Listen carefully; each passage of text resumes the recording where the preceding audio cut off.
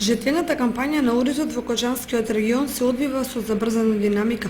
Жетварите брзаат да го искористат убавото и сончево време и да ожнеат што е можно поголеми површини. Комбајнерите жнеат по околу 1 хектар дневно, иако има и такви кои ја нафрлаат нормата до 15 на декари. Што се однесува до квалитетот и преносите, земјоделците истакнуваат. Родот е добар. А иначе за цената се знае, оти нема никаква цена тоа. Види, цената не е добра. Цената, тоа треба државата да води рашон, мислам, за цената. Некој да не взима пари, некој таму разбираш да се пуни джепот, па некој трговци треба да водат рачун. А трговците треба да ја водат државата пред. Иначе овака не бива. А квалитетот е супер. Квалитет има замерак и зрело рису, бав, порно не е било. А иначе за цена само трговците мајат. Трговците треба да се гледат работата, а во државата да води фирма за нив. Мислам, кој ги е направил, има си убав допринос. Кој не е направил, нема да му се роди, тоа знаеш како е. Ако не работиш, кој ќе ти даде? Ја још не се узнавам, а очекувам дека принесот ќе биде подобар од лани. Цената како што ништо не е дефинитивно, цената рекоа дека ќе биде 20 денари откуп.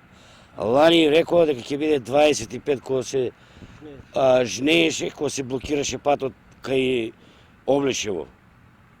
Од лани цената падна на 15 денари, арпа. А сега дават 20 денари. Дали ќе дадат таа цена, ќе видиме.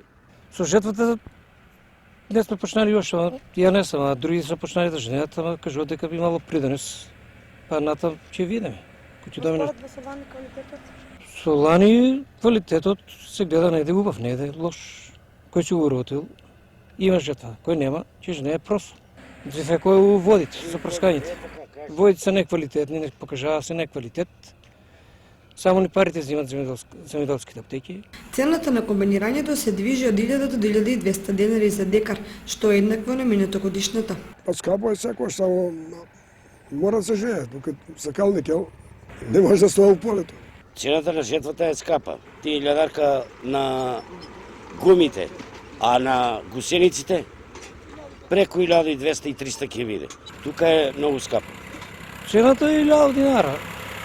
На суво, мокро, од 1200 па до 1500 ќе биде. Тоа од декар. Ако се качува нафтата, ќе се качува и жетвата. Тоа не е мана на комбањерите. Комбањерите си гледат према нафтата. Земјоделските стручници проценуваат дека со жетва да се вклучени над 100 комбајни и дека во наредните денови жетвата уште повеќе ќе се интензивира во сите делови на Кочански.